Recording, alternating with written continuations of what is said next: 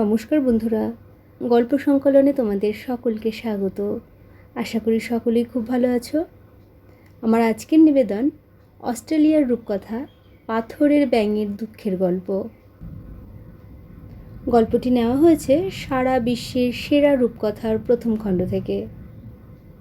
অনুবাদ ও সম্পাদনা করেছেন অভিজ্ঞান রায়চৌধুরী ও শাশ্বতী রায়চৌধুরী। শুরু করছি গল্প পাথরের ব্যাঙের দুঃখের গল্প। অস্ট্রেলিয়ার এক গ্রামে 4 বোন থাকত। একদিন ওরা পিয়ার আর পিচফলের খোঁজে বেরিয়ে এদিক ওদিক খুঁজতে খুঁজতে হঠাৎ এক বৃদ্ধ লোককে দেখতে পেল। তার পিঠে বিশাল এক কুঁজ। 4 বোন তখন তাকে নিয়ে মজা করতে লাগলো। ইস, দেখো দেখো, তোমার পিঠে কত বড় কুঁজ, ওরা হাসতে হাসতে বলল।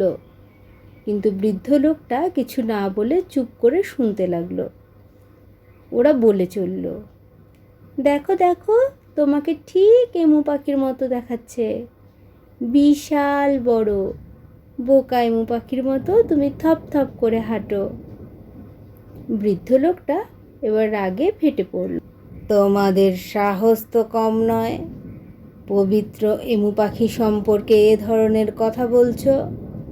জানো না এমু আমাদের উপজাতির দেবতা? বৃদ্ধ লোকটা আসলে ছিল একজন জাদুকর। রাগে জ্বলতে জ্বলতে সে মন্ত্র পড়ে 4 বোনকে 4টে ব্যাঙ বানিয়ে দিল। ওরা পুকুরের ধারে কাদায় বসে গ্যাঙর গ্যাং করে ডাকতে লাগলো। এদিকে অনেকক্ষণ না দেখতে পেয়ে ওদের মা খোঁজাখুঁজি শুরু করে দিল। মেয়েরা বাড়ি ছেড়ে বেরোবার পরেই এক পশলা বৃষ্টি হয়ে গিয়েছিল। তাই ওদের মা কাদায় শুধু বৃষ্টির ফোঁটা ছাড়া আর কোনো পায়ের দাগই দেখতে পাচ্ছিল না। মেয়েদের নাম ধরে ডাকতে ডাকতে মা বাড়ি ছেড়ে অনেক দূরে চলে এলো। অবশেষে দূর থেকে যেন চেনা গলার মৃদু স্বর শুনতে পেল। আওয়াজটা অনুসরণ করে চলতে চলতে একটা পুকুরের ধারে চলে এলো। হঠাৎ দেখলো পায়ের কাছে 4টে বেশ মোটাসোটা ব্যাঙ। দেখে মায়ের খুব লোভ হলো। তখনকার দিনে অস্ট্রেলিয়াতে ব্যাঙের মাংস একটা প্রিয় খাবার ছিল। মা খপ করে ব্যাঙগুলোকে ধরে থলিতে ঢোকাতে গেল। তখনই শুনতে পেল মেয়েদের গলা, আমাদের মেরো না, আমরা তোমারই মেয়ে। ওই জাদুকর মন্ত্র পড়ে আমাদের ব্যাঙ বানিয়ে রেখেছে। প্রথমে মায়ের মনে হলো ভুল শুনছে, কিন্তু ফের যখন ব্যাঙগুলো একই কথা বলে উঠল তখনও বুঝতে পারল যে সত্যিই ওরা ওর মেয়ে। ও ঘাবড়ে গিয়ে ব্যাঙগুলোকে কাদায় ফেলে দিয়ে জাদুকরের বাড়ির দিকে ছুটল। জাদুকর তখন একটা আগুন জ্বালিয়ে তার সামনে বসে বিড়বিড় করে কী সব মন্ত্র আওড়াচ্ছিল। তুমি কি আমার মেয়েদের ব্যাঙ বানিয়ে দিয়েছো? মা হাঁফাতে হাঁফাতে বলল। জাদুকর গম্ভীর গলায় বলল, হ্যাঁ, আমি ওদের ব্যাঙ করে দিয়েছি। পবিত্র এমু সম্পর্কে ওরা অপমানজনক কথাবার্তা বলছিল। এমু আমার উপজাতির দেবতা, তাকে নিয়ে ঠাট্টা করা ওদের উচিত হয়নি। এই অপমানের জন্য আমার উপজাতির সঙ্গে তোমার উপজাতির যুদ্ধ বেঁধে যেতে পারত। তা না করে আমি শুধুমাত্র তোমার মেয়েদের ব্যাঙ বানিয়ে ছেড়ে দিয়েছি। তাদের উচিত শাস্তিই হয়েছে।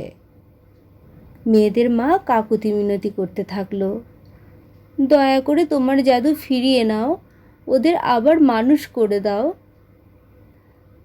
ওরা ওদের কথা ফিরিয়ে নিতে পারবে না, আমিও আমার জাদু ফিরিয়ে নিতে পারবো না। জাদুকর পরিষ্কার বলে দিল, কিন্তু তোমার তো সে ক্ষমতা আছে। এখনই মানুষ করে না দিলে কেউ এসে নির্ঘাত ওদের খেয়ে ফেলবে। মা কাতর গলায় বলল, তাহলে তুমি গিয়ে খেয়ে নাও, এত ভালো খাবার কেন নষ্ট করবে? জাদুকর বলল, তুমি এমন কথা বললে কি করে? আমি নিজের মেয়েদেরকে খেতে পারি? মা বলল। তারপর একটু ভেবে নিয়ে বলল, ঠিক আছে, আমি এসে তোমার বাড়িতে দাসীগিরি করে তোমায় খুশি করে দেব। দয়া করে আমার মেয়েদের ফিরিয়ে দাও। না, তোমরা সবাই চিরকাল আমাকে কুজের জন্য ঠাট্টা করে এসেছো। আমি এখন কিছুতেই তোমার কথা শুনবো না। বলে জাদুকর একটা কাঠের টুকরো দিয়ে মাটিতে কী সব আঁকিবুকি কাটতে থাকলো। মেয়েদের মা তখন মরিয়া হয়ে বলল, ঠিক আছে, আমি আমার দেওয়াল ঘড়িটা তোমাকে দিয়ে দেব। ওই জাদু দেওয়াল ঘড়িটা ছিল আমার দাদুর। ওটা যার কাছে থাকবে সে ছাড়া অন্য কেউ ছুঁলেই ওর থেকে বিচিত্র আওয়াজ বেরোবে। ওটা নিয়ে তুমি আমার মেয়েদের ছেড়ে দাও।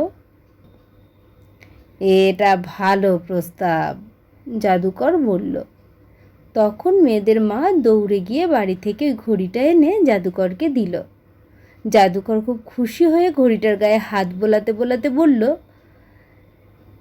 ঠিক আছে, এই ঘড়িটার জন্য আমি তোমার মেয়েদের পাল্টে দেব। আমি কথা দিচ্ছি যে আর কেউ তাদের খেতে পারবে না। মেয়েদের মা একটা স্বস্তির নিঃশ্বাস ফেলে পুকুরের ধারে ছুটে গেল। কিন্তু পুকুরের ধারে ঝোপঝাড়ের মধ্যে পাগলের মতো খুঁজেও মেয়েদের দেখতে পেল না। তারপর হঠাৎ জলের কিনারায় চোখ যেতেই চমকে উঠল। ছুটে গিয়ে নিথর ব্যাঙগুলোকে কোলে নিয়ে কেঁদে উঠল।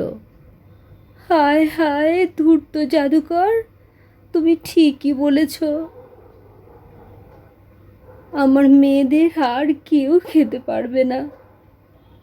তারপর ব্যাঙগুলোকে বুকে চেপে ধরে সে কাঁদতে লাগলো, কারণ ওরা সবাই এক একটা পাথরের ব্যাঙে পরিণত হয়েছিল। শেষ হলো রূপকথা পাথরের ব্যাঙের দুঃখের গল্প। গল্প পাঠ ভালো লেগে থাকলে চ্যানেলটিকে একটি লাইক করো, সাবস্ক্রাইব করে পাশে থেকো। সকলেই সুস্থ থেকো, ভালো থেকো। অনেক ধন্যবাদ।